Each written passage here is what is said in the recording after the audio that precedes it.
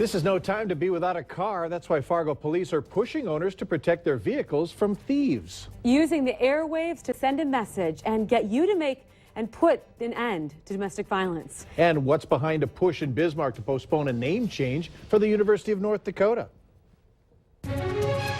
Live from Fargo and serving you on TV, online and on the go. This is Valley News Live 10 at 10. There's evidence tonight on a growing domestic violence issue locally. Good evening and thanks for joining us tonight. Authorities get multiple calls every day asking for help. Valley News Team's Krista Boehm introduces us to an effort expecting to put a stop to the problem.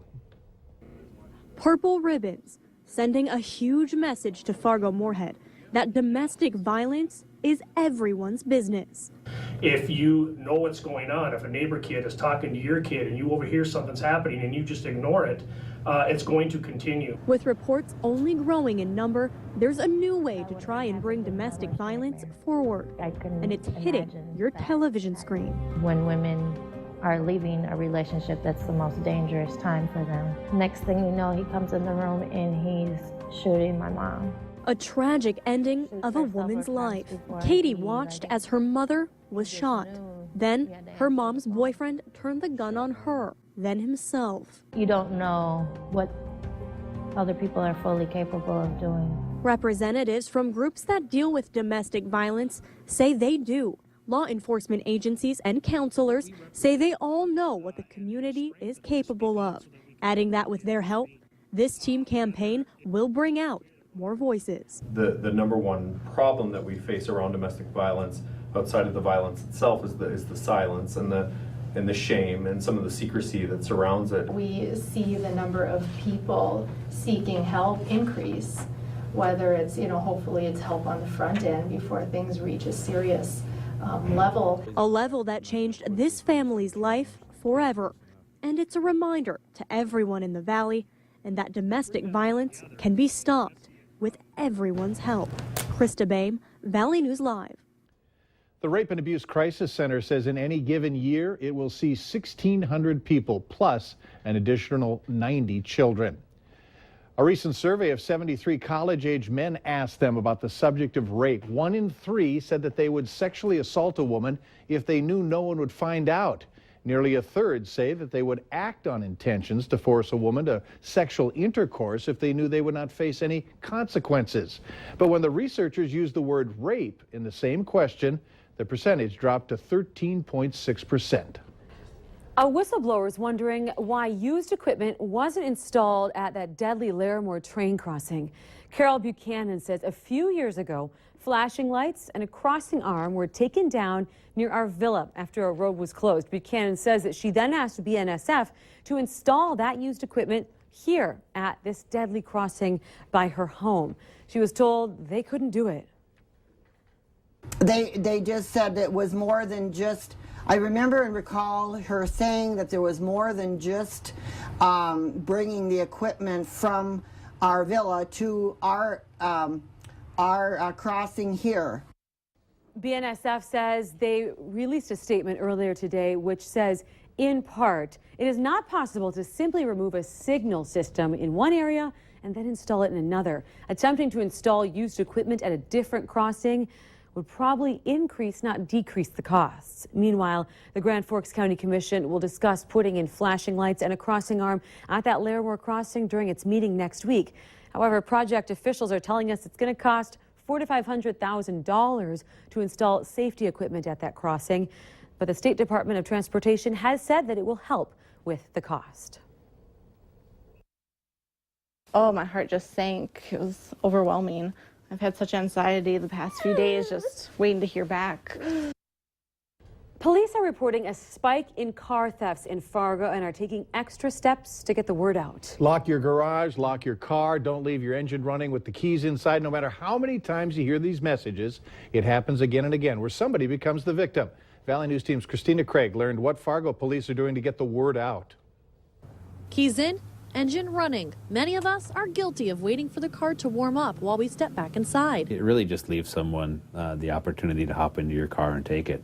Can you imagine if you went inside and you walked out and your car is gone? Fargo police are seeing car thefts climb and advise you to not only lock the car doors, but the garage door too, no matter how many times we've all been told. Unfortunately, sometimes it takes someone being a victim of a crime until they really get the message.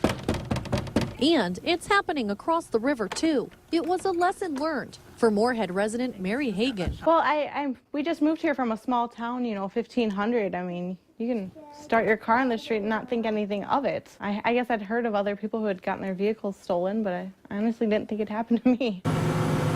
Last week, out of routine, Hagan started her car, which was parked on the street across from Family Fare, then went back inside.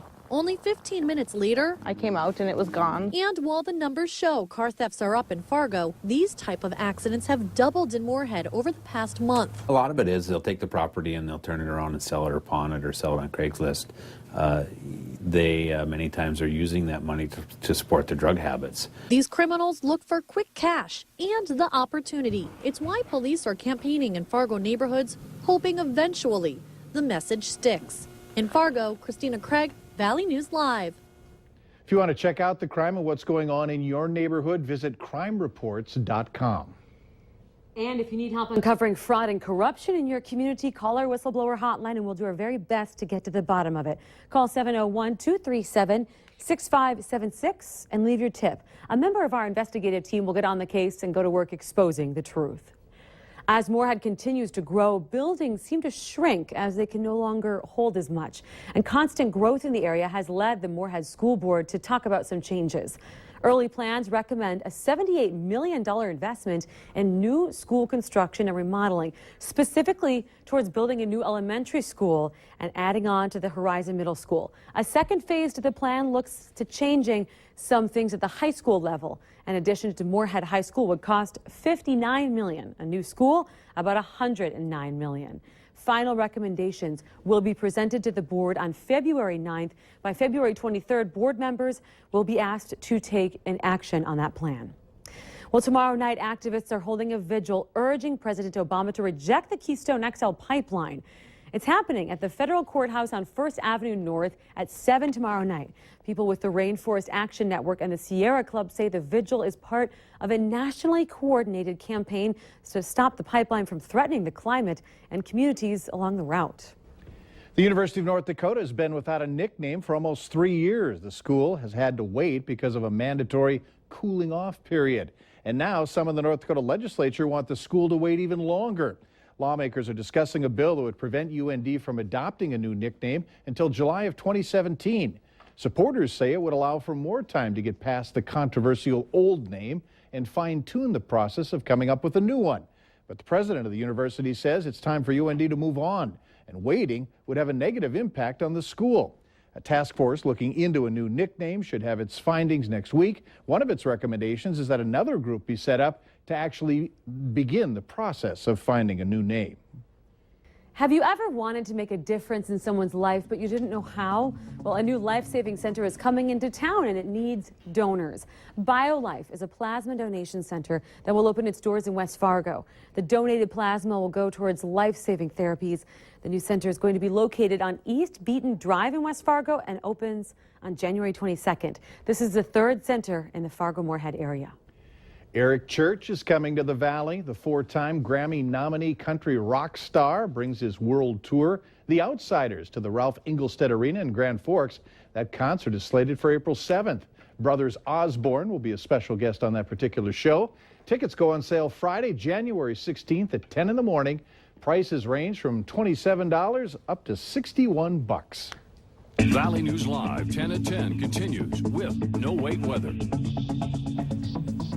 Downright cold out there this evening. Yeah, it is. If you have it, plug the vehicle in. It's going to be a cold start tomorrow, but some good news in the extended forecast. I'm excited to share that with you. Taking a look outdoors, though, man, it's a double dog night. You want to get them both up on the bed tonight. It's 9 below zero already. Feels like 26 below, so it's going to be a cold one, and likely the old furnace will be a running. Notice the wind south at 9 miles per hour, and that direction will benefit us as we go through the next 24 hours. But overnight, we have a very frigid air mass that is centered right over the southern Red River Valley right now. Even though we have wind that's from the south, it's still pumping that cold molasses right back up into the valley. So A cold air mass continues with winds around 5 to 15 miles per hour this evening. Temperatures, well, factor in those winds, and the wind chills are dangerously cold already. Actual air temperatures right now are between generally 10 and 20 degrees below zero from the Red River and points east. Out to the west, though, notice Minot starting to warm up, 1 above at this hour. 6 below right now in Devil's Lake. So the coldest core of air right now, Aberdeen, centered all the way from there to Bemidji and Roseau.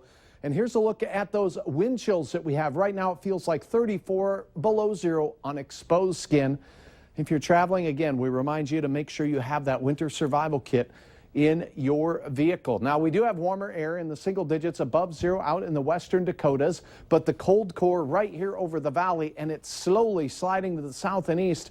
Your hour-by-hour forecast shows that after we go through a very bitter overnight with wind chills between 25 and 35 below zero in most locations, we'll start tomorrow with a new trend. Now, 8 below at the bus stop with winds gusting to around 20 miles per hour tomorrow morning. I mean, the bus riders need to be bundled up, so remember that. Have them wear those hats and mittens once again. This is region-wide, bitter cold air temperatures around 10 below. A few of us, though, may actually start warming during the overnight, especially out to the west where the south winds will do their best to scrub out this cold molasses. Now, as we go through the day tomorrow, notice these temperatures. Everybody has a chance at getting to between 0 and 5 above by midday, but with winds 10 to 20 miles per hour, it's going to be wind frigid. A wind chilly day with a chance of some late day flurries of snow as warmer air tries to push its way into colder air. Oftentimes we get that lift in the atmosphere and flakes will fly in spots. It doesn't look overly heavy, but be aware. South and east, there could be a chance of some snow. Yeah, the old thermometer will be shaken with that wind chill advisory overnight for the entire viewing area. And even into the midday hours tomorrow, it will be wind chilly. And in the afternoon on your way home, the thermometers will breathe well above zero, around 10 degrees in many locations. But the winds at about 20 to 25 miles per hour from the south will make these temperatures feel pretty brisk, if not brutal out there. Bundle up in the afternoon drive home. Single-digit air temperatures in Lakes Country and the Northland along Highway 2 all the way out to Devil's Lake. Wind chills will still be around that 15 to 20 below category, but there is light at the end of the tunnel, and it comes in Hutch's Blobcast. Backed by popular demand, the purple and pink air out of here. That's the sub-zero stuff getting shoved way off to the east coast. This blue is above zero temperatures, and look how long they stick around throughout the week, only clipping the northern portions of Minnesota by the time we get closer to the weekend. So the scenes like this with flakes and ice crystals dancing across the valley. Thanks, Andy Teal, for sharing your photo in the Ada, Minnesota area. Things are looking up. 20s by the time we get to Wednesday with a few flakes, and the rest of the week still 20s and even some 30s. A few flakes in the weekend forecast, but by and large, quite a bit of thermal improvement. Yes. We'll take those 30s. Indeed. Awesome. Thanks, Hutch. You're welcome. Still ahead for us tonight, they're delicious fruit. How blueberries can help you get even healthier. But first, many in the Muslim community worry about how the attacks in France may shape people's views of their religion.